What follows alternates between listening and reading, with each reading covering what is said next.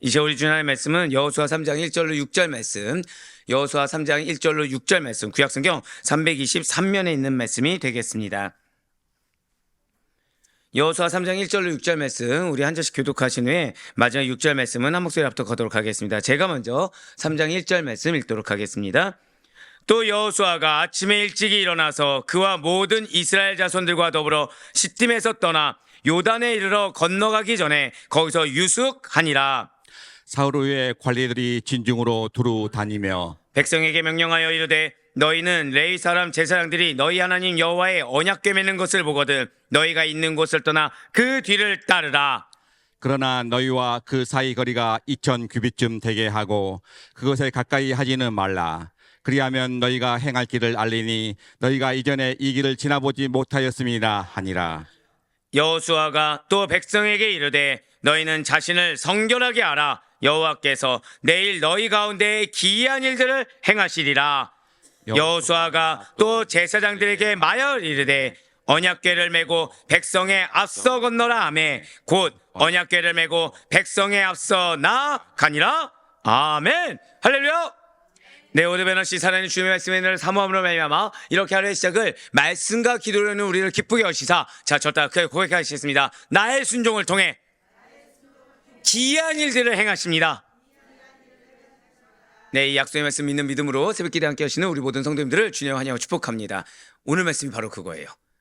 미리 말씀드리지만 제가 이제 차를 이제 셔틀을 하잖아요. 셔틀을 하면은 먼저 타신 분들한테 이렇게 때로 제가 뭔가 요청할 때가 있어요. 그럼 그 요청을 받기 힘든 요청일까요? 받기 어려운 요청일까요? 아, 둘 다입니까? 야, 이제 센스가 있어졌어요. 둘 다죠. 근데 여기에서 오늘 같은 경우에는 힘든 요청을 했을 때 아멘이 나왔을까요? 안 나왔을까요? 나왔으니까 축복을 하는 거겠죠.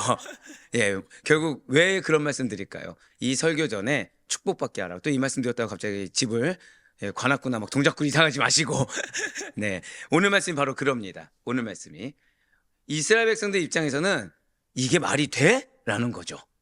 근데 지금 약속은 뭐예요? 한 번 더 고백하실게요. 나의 아멘을 통해 기이한 일들을 행하십니다. 바로 그 말씀이에요. 그 말씀. 자, 우리 계속해서 지금 여호수아서를 통해서 은혜 받는 시간을 갖고 있죠. 자, 이게 왜 중요할까요? 여호수아서 어떤 말씀입니까? 과정의 말씀이라고 말씀을 드렸어요. 어떤 과정이죠? 정복 전쟁의 과정, 그리고 분배와 정착의 과정이죠. 결국 지금 오늘 말씀을 통해서 들어보셔도 뭘 아시겠습니까? 이 과정에는 뭐가 필요하다는 거예요? 한 번 더 고백하실게요. 순종이 필요합니다. 예, 맞아요. 순종이 필요합니다. 이것이 내 생각과 다를 수 있겠죠. 그런데 순종했을 때 하나님은 뭘 하신다는 거예요? 기이한 일들을 행하신다는 겁니다.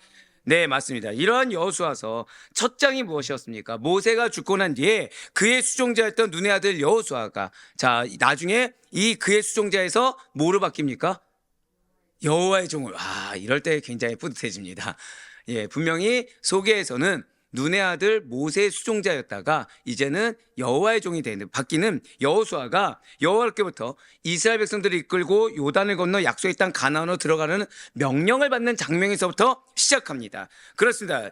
진실로 하나님께서는 가나안 땅 정복이라는 큰 사명을 감당할 여호수아를 혼자 내버려 두지 않으신다는 거죠. 절대 고백하실게요. 명령하실 때는 함께 하신다는 뜻이 있습니다. 이걸 알아야 돼요. 명령하실 때는 함께 하신다는 뜻이 있습니다. 예, 마찬가지예요. 지금 큰 사명을 감당할 여호수아에게 명령하실 때는 명령에 뭐가 있다고요? 동행하심, 함께 하심의 뜻이 있습니다. 결코 혼자 내버려 두지 아니하세요. 그런데 사단은 여기에서 내가 감당할 수 없다고 여긴다는 거죠. 이거는 내가 억울한 일, 속상한 일, 이거는 말이 안 되는 일이라고 여기게 된다는 거예요. 근데 그게 사단이 주는 마음인 겁니다. 자, 잊지 마셔야 돼요. 나에게 어떤 상황 가운데 말씀을 주세요. 근데 그 말씀이, 그 명령이 내가 받아들이기 힘든 거일 수 있습니다. 근데 그 명령에는 반드시 뭐가 있다고요? 말씀에는, 자, 이전에는 말씀엔 뭐가 있다고 했습니까? 이유가 있다고 해서 순종하라고 말씀드렸다고 한다면 지금 오늘 본문에서부터는 뭐가 시작되냐? 명령엔 뭐가 있다고요? 함께 하심이 있다. 함께 하심이 있다. 새 지도자인 여호수아를 향한 평생의 동행에 대한 약속을 주셨고 3차에 걸쳐서 거듭 격려해 주셨습니다. 이러한 하나님의 지지와 격려를 받은 여호수아는 이제 3장부터 본격적인 가나안 정복 전쟁을 위해 가나안 입성의 마지막 관문인 요단강 도하 준비에 박차를 가한다는 거죠. 예, 맞아요. 지금 시작부터 난관입니다. 이제 오늘 뒤에 나오겠지만 시작부터 난관입니다. 이게 진짜 실제로. 자, 그런데 지금 지지와 격려를 받은 여호수아가 이제 본격적으로 정복 전쟁을 위해서 이 마지막 관문에 박차를 가야 된다. 자, 지금 무슨 말씀이세요? 시작부터 난관이라고 했죠? 잊지 마셔야 돼요. 시작부터 난관인 곳은 바로 그 순간이 박차를 가할 때입니다. 말씀에 더더욱 박차를 가할 때예요. 가나안 정복을 위한 사전 준비 작업을 마친 지금 이스라엘입니다. 이제 요단강을 건너기만 하면 드디어 가나안 땅에 입성하게 된다는 거죠. 자, 이렇게 가나안 입성을 앞둔 여호수아가 얼마나 기대도 되면서 또 다른 한편으로는 얼마나 두렵고 떨리고 있겠습니까? 하지만 여호수아는 지금 자신의 눈앞에 놓인 요단강의 환경보다, 지금 여호수아는 자신의 어떠한 마음의 상태보다는, 한 번 더 고백하실게요. 약속을 신뢰해야 합니다. 사명이 뭐라고 말씀드렸죠? 사명은 끝까지 최선을 다하되 어디에 충성한 거라고 했습니까? 약속에 충성한 거라고 그랬죠. 그래서 이 말씀이 이 전에 나와야 되는 이유가 바로 이것 때문이에요. 지금 여호수아는 지금 당장 눈앞에 난관을 맞이했습니다. 실제로 이제 뒤에 나와요. 오늘 말씀 뒷편에 나옵니다. 난관을 맞이했어요. 하지만 그런 환경보다도, 그리고 자신의 어떠한 마음 상태보다도 무엇만을 신뢰했다? 약속만을 신뢰했습니다. 그 담대하게 나아갔다는 거죠. 그리고 오늘 본문인 여호수아 3장 1절에서 6절까지의 말씀이 바로 이러한 여호수아가 이스라엘 백성을 이끌고서 시딤에서 요단으로 진영을 이동하며 요단강 도하를 위한 준비에 착수하는 모습이 기록되어 있습니다. 자, 먼저 여호수아 3장 1절 말씀을 한번 보도록 하시겠습니다. 또 여호수아가 아침에 일찍 일어나서 그와 모든 이스라엘 자손들과 더불어 시딤에서 떠나 요단에 이르러 건너가기 전에 거기서 유숙하니라. 아멘. 이 말씀 보기 전에 먼저 그냥 여러분들 거의 공식입니다. 여러분들이 뭔가 하나님의 말씀에 은혜를 받았어요. 또는 사명을 받았습니다. 그래서 결단했어요. 행하기로. 그럼 그 앞에 무엇이 놓여져요? 난관이 놓여집니다. 여러분. 쉽지 않습니다. 마치 그 결단을 무너뜨리려고 하듯이 난관이 곧바로 몰려와요. 근데 이 난관의 공격이라는 것이 앞서 말씀드린 대로 눈앞에 환경의 문제일 수도 있지만 마음의 문제일 수도 있고 그 가운데 내 기준을 깨는 문제일 수도 있습니다. 자, 지금 마찬가지예요. 분명히 요단 동편에 두 지파 반으로부터 가나안 정복 전쟁에 동참하겠다라는 순종의 확답을 받은 여호수아입니다. 자, 두 지파 반이 어디죠? 아, 감사합니다. 밀가루. 예, 밀가루 왔으면 됐죠. 므낫세 반지파, 그리고 르우벤 갓지파죠. 예, 밀가루 지파죠. 그리고 가나안 정복의 첫 공략 대상 지점을 지금 어디로 정한 겁니까? 여리고로 정했어요. 자, 여기서부터 여러분들 시작하셔야 돼요. 자, 지금 가나안 정복의 첫 공략 대상 지점을 어디로 정했다고요? 이거부터 순종인 겁니다. 이거부터. 여리고성 왜 월요일날 보셨죠? 사진. 예, 난공불락이죠. 난공불락이죠. 유명합니다. 당시에도 유명했어요. 난공불락으로. 거기로 하나님이 가라고 하니까 가는 거예요. 그냥. 거길 정해주시니까 가는 겁니다. 그리고 또 정탐을 통해서 그 가나안 땅에 대한 정보 역시도 충분하게 입수했습니다. 자, 이제 여호수아는 그것이 얼마나 잘 준비되었냐보다 더 중요한 것은 하나님께서 가라 하셨기 때문에 요단을 건너기 위해서 진지를 옮긴다는 거죠. 모압 평지의 시딤에서부터 약 12km 거리를 이동해서 요단 강가에 이르게 된다는 것입니다. 여호수아와 이스라엘 백성들은 요단강을 건너기 전 잠시 멈춰서서 밤을 지새웁니다. 자, 이것이 어떤 장애로 인해서 요단강을 건너지 못하는 것이 아니에요. 고백하실까요? 결단에는 준비가 필요합니다. 바로 그거예요. 결단에는 준비가 필요합니다. 그 사명을 감당하기 위한 결단에는 내가 결단했으니까 됐지라는 것이 아니라 이 준비가 필요해요. 어떤 장애로 인해서 필요한 것이 아니라 준비 과정이 필요했기 때문에 숙박을 한 것입니다. 이렇게 요단강가에서 보낸 3일간은 이스라엘 백성들에게 무의미한 시간이 아니었다는 거죠. 자, 이어서 오늘 보면 여호수아 3장 2절과 3절의 말씀 보시길 바라요. 사흘 후에 관리들이 진중으로 두루다니며 백성에게 명령하여 이르되 너희는 레위 사람 제사장들이 너희 하나님 여호와의 언약궤 맺는 곳을 보거든 너희가 있는 곳을 떠나 그 뒤를 따르라. 아멘. 자, 뭐가 생각나십니까? 이거 보신 적 있습니까? 없습니까? 있으시죠? 이 앞에 이전에 뭐 기억나는 단어 없으십니까? 네? 뭐라고요? 누가 정답을 얘기하신 것 같은데. 이해. 그쵸? 이해. 지금 결국 명령하신 대로 한 겁니까? 아니면 자기 멋대로 한 겁니까? 명령하신 대로 한 거죠. 맞습니다. 지금 여호수아는 지금 사흘 후에라고 하지만 사실 이 사흘 동안에죠. 지금 사흘 동안의 관리들은 진중으로 두루다니며 백성들에게 제사장들이 언약궤 맺는 것을 보면 그 길을 따르라고 지시했습니다. 자, 지금 명령 받은 대로 즉시로 움직였습니까? 아니면 또 명령 받고서 한 번 했지만 두 번째는 안 한 겁니까? 계속해서 동일하게 즉시로 아멘하고 있다는 거예요. 그러니까 한 번 순종하고 요단강 앞에서는 마음이 변한 것이 아니라 한 번 순종하고 요단강 앞에서도 동일하게, 즉 환경이 눈앞에 닥쳤어요. 그러니까 내가 그래 결단해서 순종해야지 해서 막상 그 앞에 갔는데 지금 뒤에 나오지만 요단강은 건널 상태가 아닙니다. 지금 요단강을 건너면 건너기도 전에 몰살당할 것 같은 상태예요, 지금. 네. 뒤에 나오지만, 이게 건넌다는 게 상식적으로 말이 안 되는 상황인 겁니다. 근데 지금 이들은 뭐 했다고요? 한 번 더 고백하실게요. 이에 순종했습니다. 이에 바로 순종했어요. 그러니까 눈앞에 놓인 환경이 말도 안 되는 환경이에요, 지금. 그런데 그냥 즉시로 순종했습니다. 그 가운데 여호수아 지금 3장 3절에 붉은색으로 표현되는 글씨가 무엇입니까? 언약궤죠. 이 언약궤가 처음으로 언급된 구절이 바로 여기입니다. 그러니까 여호수아서에서 언약궤가 처음으로 언급된 것이 여호수아서 3장 3절 말씀이에요. 자, 이런 언약궤가 무엇입니까? 고백하실게요. 유일하신 하나님의 임재함. 예, 임재를 뜻합니다. 언약궤는. 그러니까 하나님과 이스라엘 사이에 맺어진 언약과 하나님께서 이스라엘 중에 거하신다는 사실을 강조적으로 보여준 명칭이 언약궤입니다. 그냥 이전에 우리가 봤던 뭐 출애굽기, 민수기, 신명기에 나왔던 언약궤와는 사뭇 어디에 강조점을 두고 있다고요? 한 번 더 고백하실까요? 임재함. 임재함이라는 거예요. 이런 언약궤는 바로 이스라엘의 요단강 도하 사건의 주체로 지금 등장하는 거예요. 자, 요단강 도하의 주체가 지금 군사력입니까? 전략입니까? 언약궤입니까? 절대 고백하실게요. 나에게는 약속이 제일 중요합니다. 지금 그 뜻이에요. 그 뜻이에요. 하나님의 약속과 그분의 임재함이 중요하다. 바로 그 뜻입니다.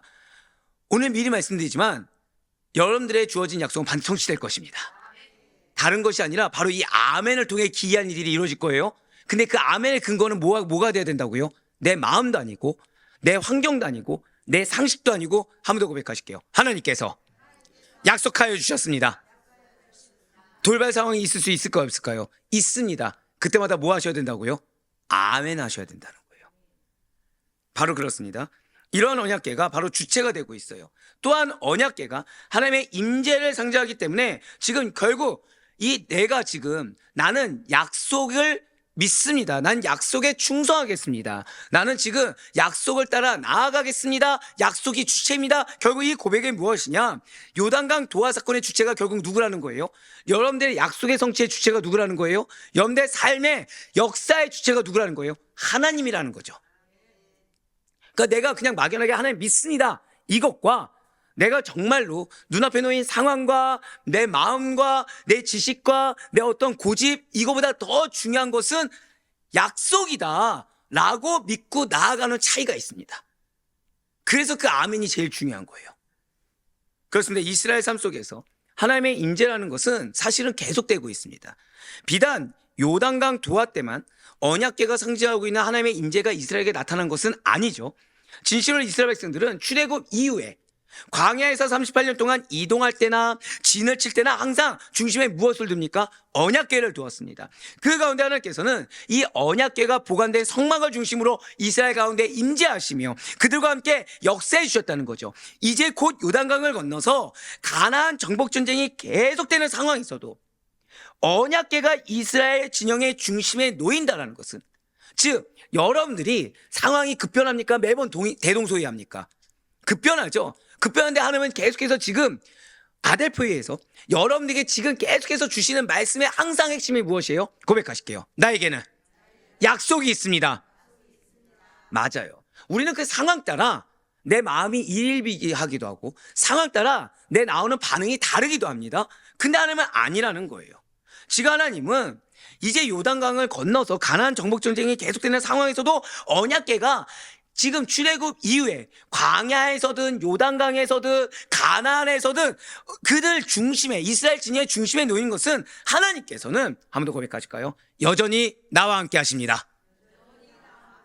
맞아요.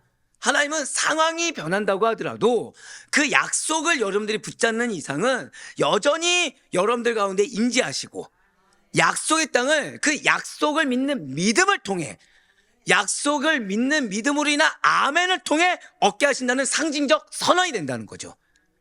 미리 말씀드릴게요. 오늘은 아멘에 나올 것이 있어서는 안 돼요.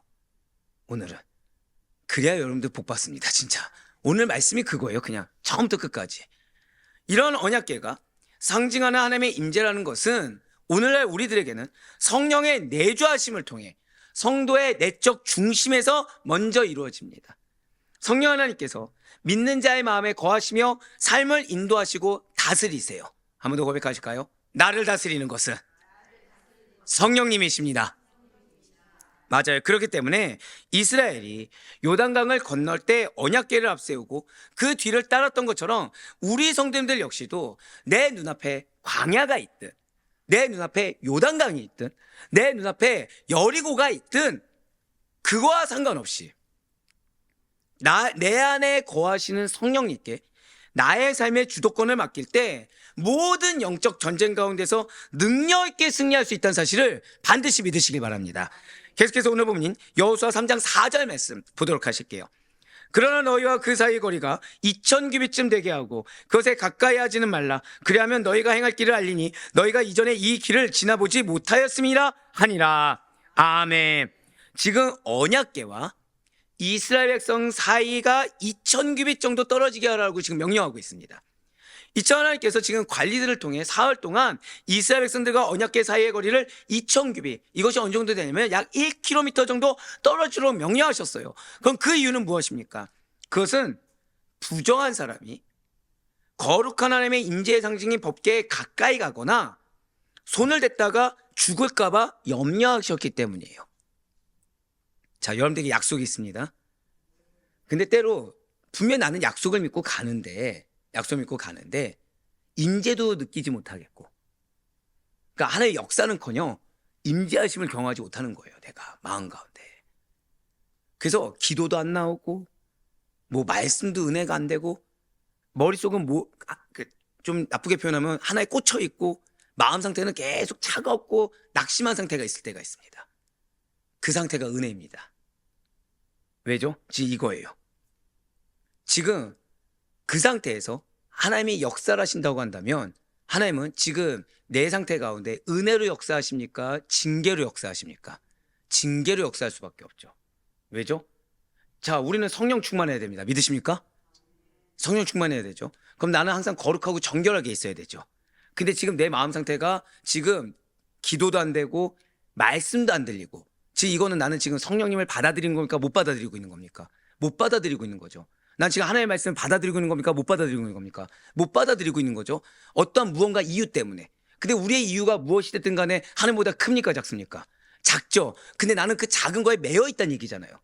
그래서 여러분들이 그 상태가 해결되지 않을 때 이거는 하나님께서 나에게 기회를 주심을 아셔야 됩니다.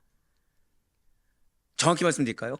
지금 내가 너에게 역사하고 싶은데, 그냥 대놓고 절대 고백하실게요. 나의 곤고함은 기회 직전입니다. 그냥 이걸 아시면 돼요. 지금 나의 곤고함은 하나님의 역사의 기회 직전입니다. 그래서 기다려주고 계신 거예요. 여러분들 이걸 기억하셔야 돼요. 그래서 내 마음은 어려울 때 제가 항상 누차 드리는 말씀 있잖아요. 내 감정이 나를 책임지냐, 내 마음의 어려움이 나를 책임지냐. 하나님께서 기다려주심을 알아야 돼요. 그럼 나는 해결하고 싶으니까 빨리 역사해 주세요. 역사하면 징계받는다니까요. 그 마음 상태로는. 자, 대놓고 여쭤볼게요. 부정한 마음에는 은혜가 임합니까? 징계가 임합니까? 징계받고 싶은 분 계십니까? 없죠. 마찬가지예요. 그래서 하나님은 지금 기다려주고 계신 거예요. 무엇처럼요? 지금 1km 정도 떨어지게 한 이유가 그것입니다. 부정한 사람이 거룩한 하나님의 임재의 상징이 법궤에 가까이 가거나 손을 댔다가 죽을까 봐 염려하셨기 때문에, 그래서 하나님께서는 기회를 주고 계신다는 거죠. 실제로 나중에 웃사란 인물이 법궤를 운반하던 중에 흔들리는 궤를 붙잡았다가 죽임을 당하고 말지 않습니까? 사무엘하 6장 6절에서 9절까지의 말씀 한번 보도록 하실게요. 그들이 나군의 타작마당에 이르러서는 소들이 뛰므로 웃사가 손을 들어 하나님의 궤를 붙들었더니 여호와 하나님이 웃사가 잘못함으로 말미암아 진노하사 그를 그곳에서 치시니 그가 거기에 하나님의 궤 곁에서 죽으니라. 여호와께서 웃사를 치심으로 다윗이 분하여 그것을 베레스 웃사라 부르니 그 이름이 오늘까지 이르니라. 다윗이 그날에 여호와를 두려워하여 이르되 여호와의 궤가 어찌 내게로 오리요 하고. 아멘. 그렇습니다. 실제로 나중에 웃사가 어떻게 되죠? 법궤를 운반하던 중에 나쁜 마음입니까? 좋은 마음입니까? 좋은 마음이죠. 사실은 흔들리는 궤를 붙잡았다가 죽임을 당하고 말았어요. 기억하셔야 돼요. 내 마음보다 앞서는 것은 말씀이어야 됩니다. 내 마음의 어떠함보다 더 앞서야 되는 것은 말씀에 대한 순종이 돼야 되는 것이지 내 마음과 감정과 생각이 우선되어서는 안 돼요. 분명 하나님께서는 이스라엘 백성들이 법궤에 접근하지 않도록 약 1km가량을 거리를 두게 하셨고, 이뿐만 아니라 이스라엘 백성들의 숫자가 많았기 때문에 많은 사람들이 언약궤를 주목하면서 따라가도록 상당한 거리를 두게 하셨다는 거죠. 자, 제가 지금 어디에 액센트를 뒀습니까? 이스라엘 백성들은 언약궤를 주목하면서 따라가야 한다라는 거예요. 저를 따라 고백하실까요? 언약궤를 주목하면서 따라가야 합니다. 자, 아니 대체 왜 언약궤를 주목하면서? 자, 지금 문제가 있죠. 지금 그냥 행군입니까? 전쟁입니까? 근데 전쟁하는데 지금 뭘 하라는 거예요? 언약궤를 주목하면서, 언약궤를 바라보면서 따라가라는 거예요, 지금. 근데 이제 곧 나오지만 요단강은 건널 수 있는 상태가 아니다? 아니라고 말씀드렸죠? 근데 지금 뭐만 바라보라는 거예요? 언약궤만 바라보라는 겁니다. 오늘 본문인 여호수아 3장 4절 말씀 다시 한번 더 보시길 바래요. 자, 지금 붉은색 표현된 부분을 보시면 그리하면 너희가 행할 길을 알리니. 자, 그리하면 너희가 행동할 길을 알리니라고 나와 있어요. 분명히 지침이 있죠. 지침이 있는데 그 지침대로 가는 데 있어서도 무엇을 행해야 될지 알게 된다는 거예요.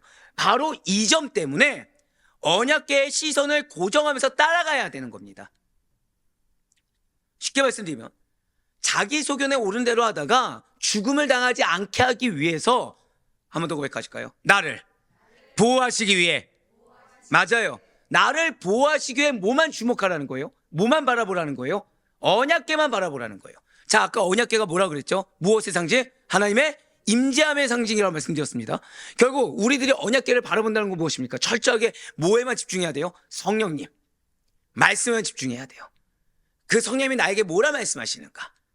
그러니까 내가 지금 그것이 들리지 않는다, 나도 모르게 옛것이 올라왔다 했을 때는 가장 우선순위가 뭐야 되는 겁니까? 다시 말씀이 나에게 지금 뭐라 말씀하시는가? 여기에 매여야 되는 거죠. 여기에. 그래서 나에게 지금 기회를 주는 하나님을 만나야 되는 겁니다. 이게 가장 시급한 문제인 거죠. 이게. 자, 이렇게 하나님의 임재를 상징하는 언약궤를 바라본다는 것은 말씀드린 대로 우리의 초점과 내 마음의 눈을 하나님의 말씀에 고정시킨다. 성령의 인도하심에 고정시킨다는 의미입니다.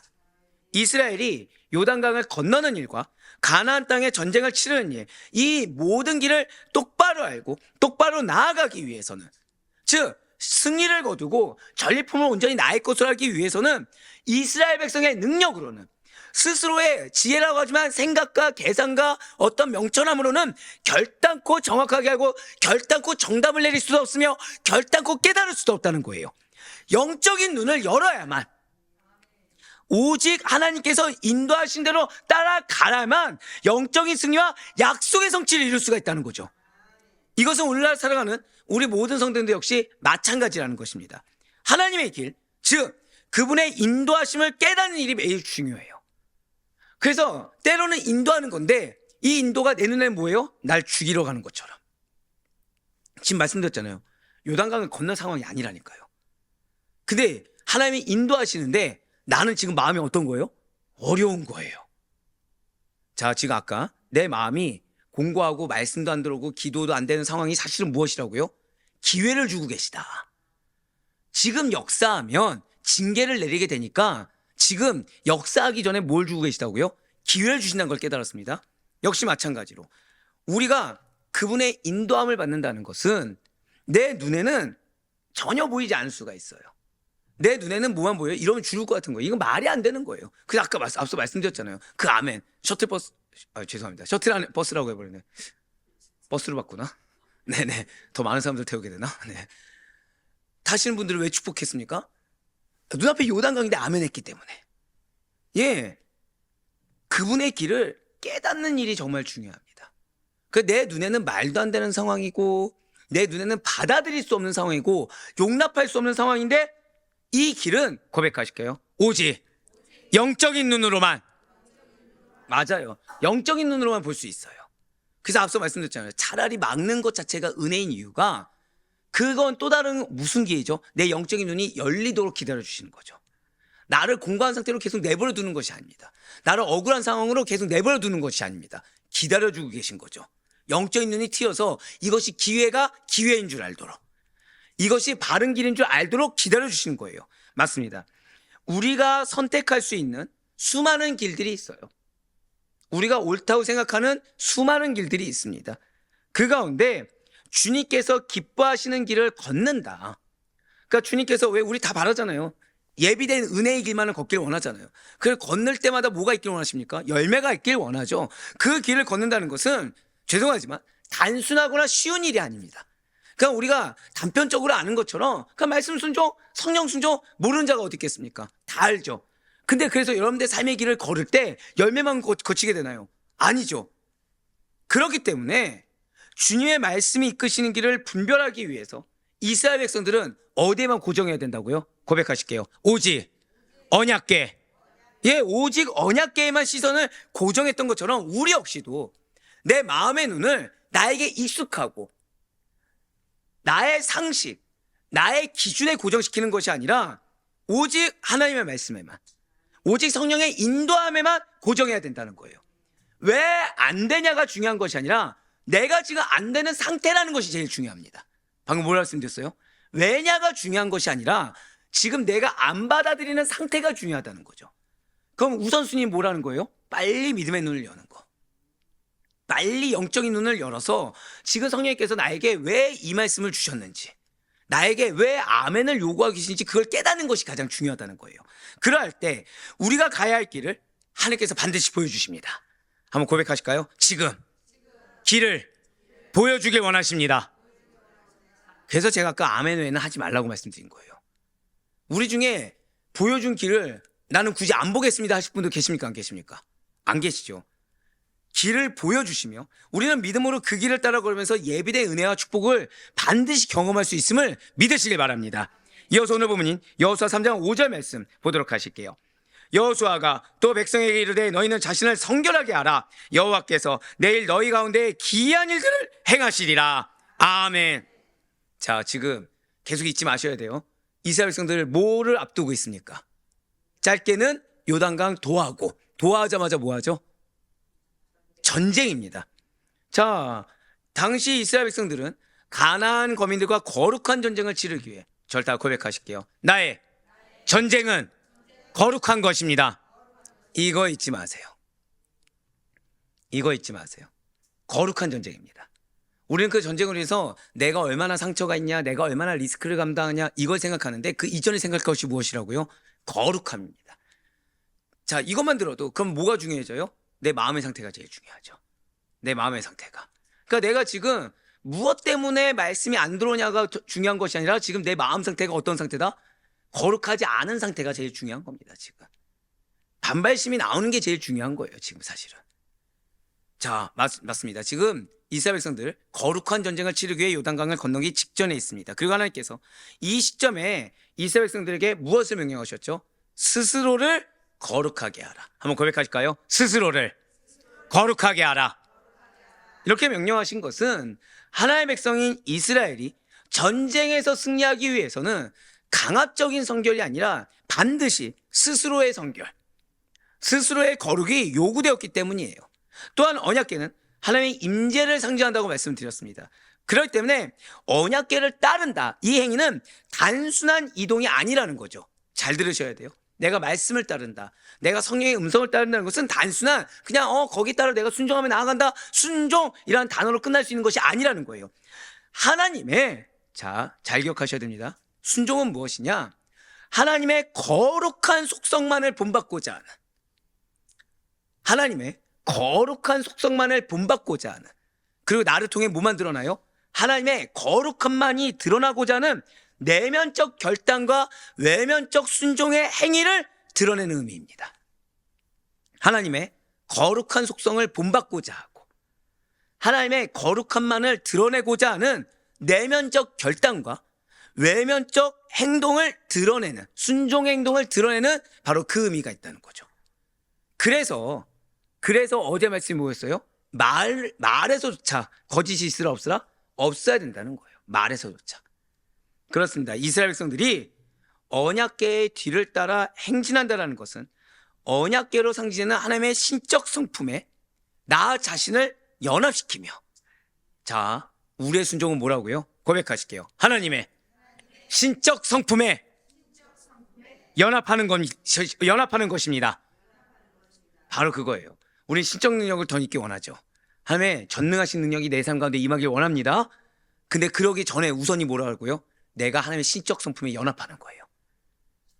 거룩함에 연합하는 거예요. 그래서 하나님의 거룩함에 힘입어 전쟁에서 승리하기를 기원하는 신앙적 고백을 담고 있는 거예요. 전쟁에서 승리는 다른 걸로 이루어지는 것이 아닙니다. 하나님의 거룩함에 힘입어야 돼요. 하나님의 거룩함에 힘입어서 나도 거룩하고 나의 표면에 드러나는 것이 뭐가 드러나야 된다고요? 거룩이 드러나야 되는 것입니다. 지금 이것은 단지 요단강 도하나 여리고성 하나만 함락하고자 하는 준비가 아닙니다. 가나안 정복을 위한 대역사를 이루기 전에 이스라엘 백성들이 먼저 갖춰야 될 내적 본질이 무엇인지에 대해서 가르쳐주는 말씀이라는 거죠. 좀 더 쉽게 말씀드릴까요? 주님은 여러분들에게 길을 보여주길 원하십니다. 그리고 주님은 여러분들에게 승리를 주길 원하십니다. 약속을 성취하길 원하세요? 절대 고백하실게요. 그래서 내 마음이 중요합니다. 그래서 내 내적 본질이 변화되어야 합니다. 지금 그 말씀 주고 계신 거예요. 따라서 이스라엘 백성들은 성결을 위한 율법의 규례를 따라 부정한 것을 버리고, 자, 부정한 것은 뭡니까? 내가 우선되는 거 다 부정한 겁니다. 부정한 것을 버리고 정결함으로 나 자신을 준비해야만 했었습니다. 당시 성결을 위한 대표적인 규례는 부정한 음식을 먹지 않고 일정 기간 성적 관계를 금하는 일이었어요. 이러한 성결의 요구는 시내산에서 하나님께서 율법을 주실 때에도 동일하게 주어진 명령이었습니다. 이처럼 정결에 대한 요구는 단지 거룩한 전쟁을 준비할 때만 필요한 것이 아니에요. 지금 여러분들에게 하나님은 지금 거룩을 요구하고 계시죠. 정결을 요구하고 계시죠.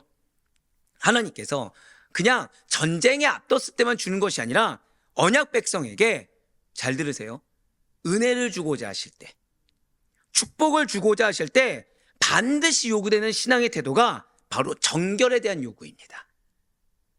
정결에 대한 요구. 거룩이 무엇이라고요? 하나님의 신적 속성에 나를 연합시키는 거예요. 내 것이 있어야 됩니까? 없어야 됩니까? 없어야 되죠. 결국 나의 지금 메마르고 공고함은 뭐라는 거예요? 그걸 버리는 시간이에요. 그걸 버리는 시간이에요. 우리가 말씀이 왜 안 들어오죠? 이유는 다 이유가 있습니다. 근데 그 이유는 다 인간적인 이유입니다. 세상적인 이유예요. 그거를 버려내야 돼요. 내가 왜 아멘이 안 나오죠? 마찬가지예요. 내 인간적인 판단과 이유 때문이죠. 그걸 버려야 되는 거예요. 결국 지금 그런 하나님께서 나에게 아멘을 요구하시는 때, 하나님께서 나에게 때로는 공감을 경험하실 때가, 그래서 아까 뭐라고 고백했어요? 한 번 더 고백하실게요. 그 시간이 기회 직전입니다. 기회 직전이에요. 그 시간이. 그냥 머리에 새겨두세요. 그래야 반복되지 않습니다. 똑같은 상황이 반복되지 않습니다. 머리에 새겨두시면, 아, 지금 이 상황이 하나님께서 나에게 무슨 시간? 은혜와 축복을 주고자 하실 때 나에게 지금 요구하시는 거다. 지금 나에게 은혜와 축복을 주시기 위해서 지금 나를 거룩하게 하길 원하신다. 정결하게 하길 원하시다. 나라는 사람이 없기를 원하신다라는 하나님의 요구를 분별하여 받아들일 수 있는 우리 모두가 되길 간절히 소망합니다. 그렇습니다. 신약의 성도 또한 내주하시는 예수 그리스도의 영, 성령을 따라 거룩함을 이루어가야 합니다. 그리고 하나님께서 주고자 하시는, 한 번 더 고백하실까요? 내 머리 위에 은혜가 예비되어 있습니다. 맞아요. 지금 나에게 은혜를 붓고자 기다려주시는 그 축복을 온전히 내 걸로 하기 위해서, 사단과의 영적 전쟁에서 승리하기 위해서라도 우리는 먼저 누구하고 연합해야 된다고요? 그냥 하나님이 아니라 거룩하신 하나님. 거룩하신 하나님과 내가 먼저 연합해야 됨을 잊지 마셔야 돼요. 이러한 선행 조건이 충족될 때 비로소 거룩하신 하나님의 통치가 있는 축복의 땅에 들어갈 수 있으며, 한 번 더 고백하실까요? 나를 위해 기이한 일들을 예비하고 계십니다. 그걸 경험할 수가 있다는 거예요. 이제 마지막으로 오늘 본문인 여호수아 3장 6절 말씀 보도록 하시겠습니다. 여호수아가 또 제사장들에게 말하여 이르되 언약궤를 메고 백성의 앞서 건너라 하며 곧 언약궤를 메고 백성의 앞서 나아가니라. 아멘. 한번 더 고백하실게요. 내가 중요합니다. 여러분들 정말 중요해요. 그래서 책임도 과하지만 그 과한 책임을 체감하지 마세요. 왜요? 받을 은혜가 더 큽니다. 받을 축복이 더 큽니다. 백성들 앞에 가는 제사장들이 먼저 지금 요단강을 건너야 합니다. 이것은 단지 요단강을 건너가는 시범을 보이기 위한 목적뿐만이 아니에요. 저와 여러분이 이미 알고 있는 것 같이, 자, 하나님의 명령에 따라 언약궤를 맨 제사장전이 요단강물에 발을 담그자마자 어떻게 되었죠? 이쪽만 예습하신 걸로, 이쪽은 예습을 안 하신 걸로. 자, 요단강물에 발을 담그자마자 위에서 흘러내리던 물이 끊어져서, 자, 제가 지금 어디서 흘러내린 물이요? 내일 설명을 드리겠지만 요단이란 말이 뜻하는 바가 있어요. 힌트 하나 드리면 이 시대가 제일 낫습니다. 그래서 위에서 흘러내리던 물이 끊어져서 이스라엘 백성들이 마른 땅을 밟고 요단강을 건널 수가 있게 되었습니다. 자, 물은 위에서 아래로 흐릅니까? 아래에서 위로 흐릅니까? 위에서 아래로 흐르는 물이 끊어진다는 것은 무슨 일이죠? 상식을 초월하는 일이죠. 여러분들에게 주님께서는 때로 상식을 초월한 명령을 주기도 하세요. 내 기준에선 아니지 않냐, 틀리지 않냐 라는 명령을 주실 때가 있습니다. 근데 그게 어디 직전이라고요? 한 번 더 고백하실게요. 나에게 기이한 일들을 행하시기 직전입니다. 그걸 아셔야 돼요. 그걸 아셔야 돼요. 나에게 기이한 일들을 행하시기 직전입니다. 어디처럼요? 이 요단강을 건너기 직전인 것처럼. 우리는 의외로 나의 상식 안에, 나의 프레임 안에 가둬둘 때가 꽤 많습니다. 그래서 내가 생각했을 때는 이게 바른 길이고 이게 옳은 길이라고 하나 앞에 들먹일 때가 있어요. 근데 중요한 건 뭐예요? 하나님은 그럴 때마다 어떠실까요? 아직 준비가 안 됐구나라고 안타까워하시는 거죠. 왜? 하나님은 지금 기이한 일들을 행하시려고 나에게 그 명령을 주신 건데. 예, 맞습니다. 이러한 요단강 물이 마르는 이적이라는 거 제사장 덕분입니까?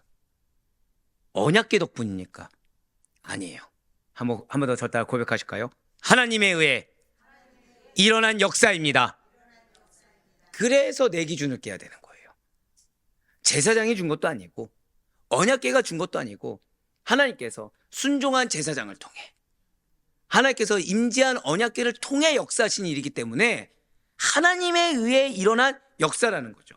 그렇기 때문에 자, 이제부터는 단 한 단어도 놓지 말고 잘 들어주시면 좋겠어요. 요단강을 건너야 하는 문제는 누가 먼저 앞서 가셔야 됩니까? 지금 언약궤가 먼저 가는 의미가 뭐죠?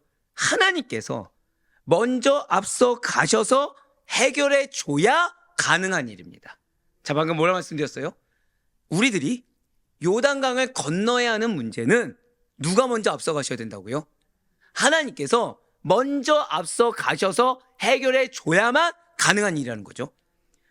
당시의 요단강은 이스라엘 백성들에게 있어서 고통의 강이었습니다. 무슨 강이었다고요? 고통의 강이었어요.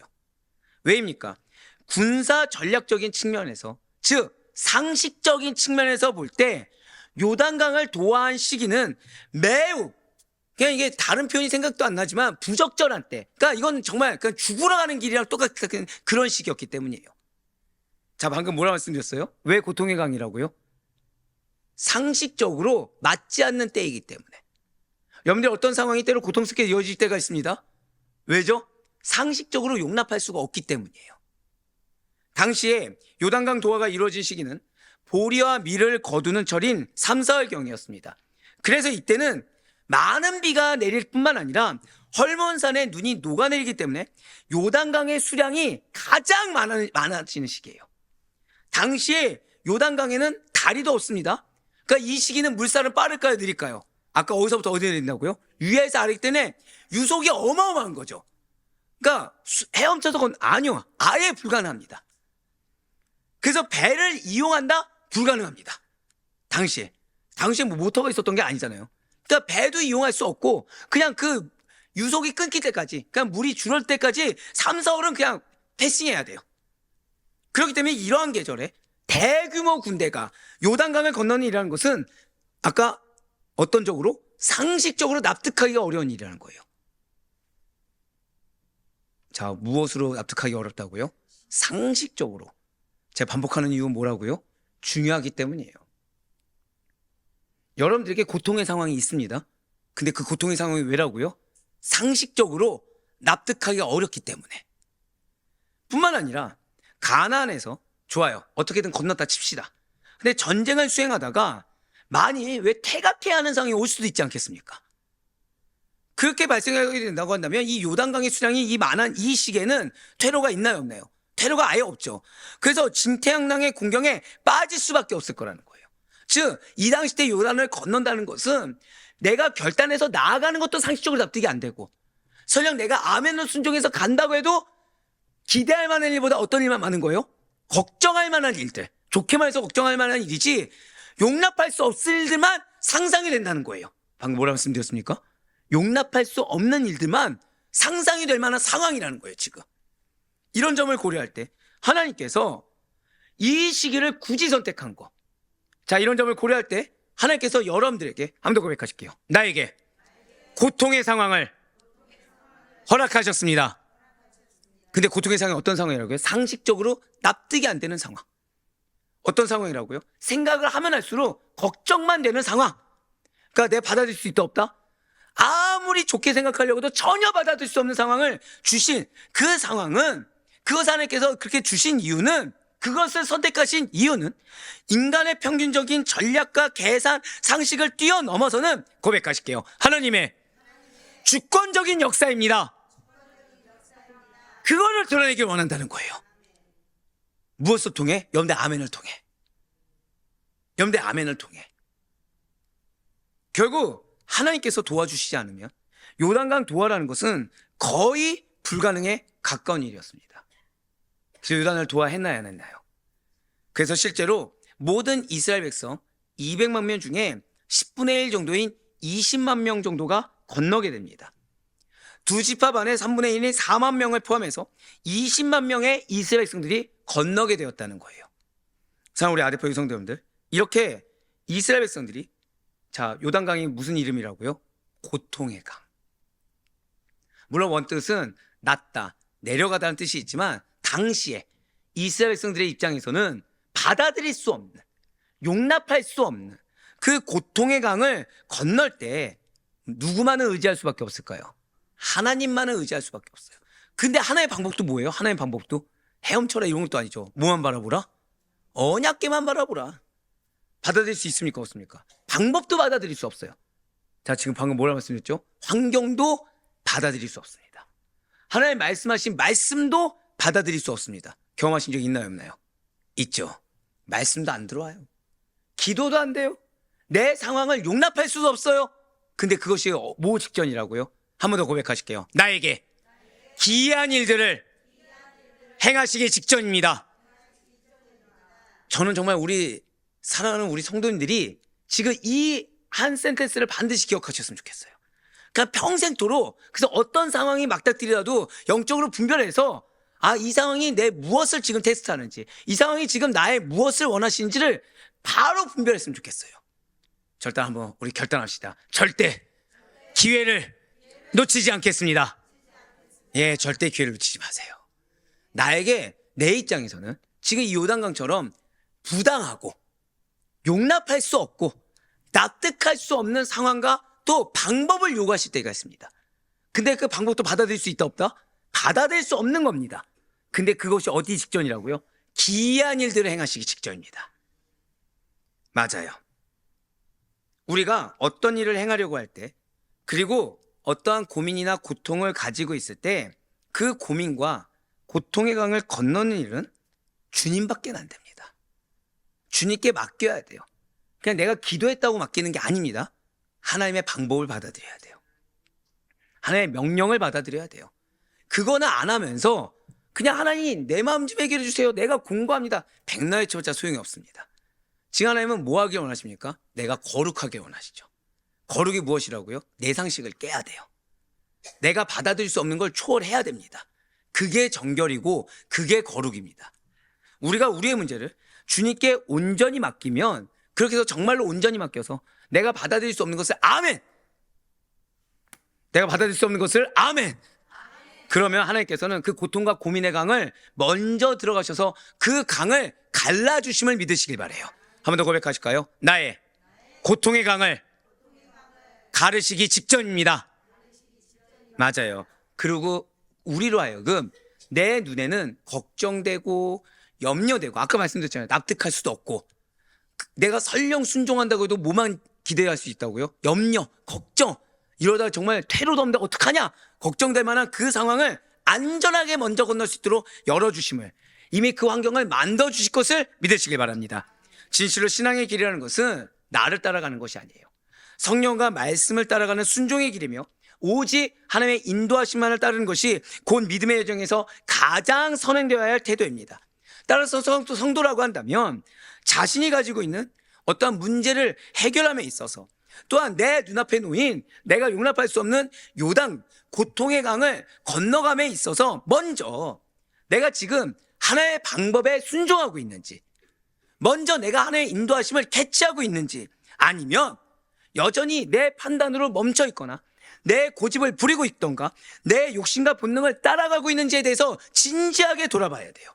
우리 마지막 절대 고백하시겠습니다. 지금 나에게 필요한 것은 나의 마음을 돌아보는 것입니다. 잊지 마세요.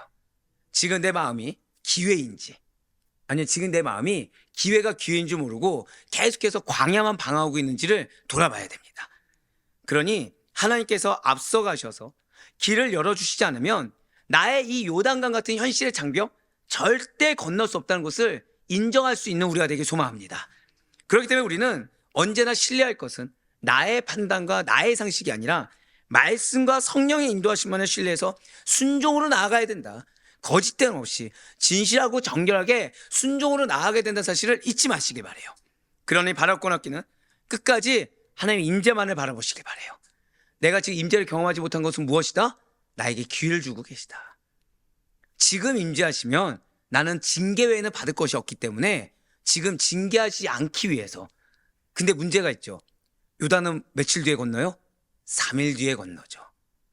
때가 있다는 것을 기억하셔서 지금 아멘 하시고, 그래서 그분이 인도하신 대로 신실한 하나님께서 이미 요단을 고통의 강을 열어주시사 축복의 강으로, 기이한 강으로 변화시켜 주시는 하나님의 은혜를 모두 다 맛볼 수 있기를 주님의 이름으로 간절히 축원합니다.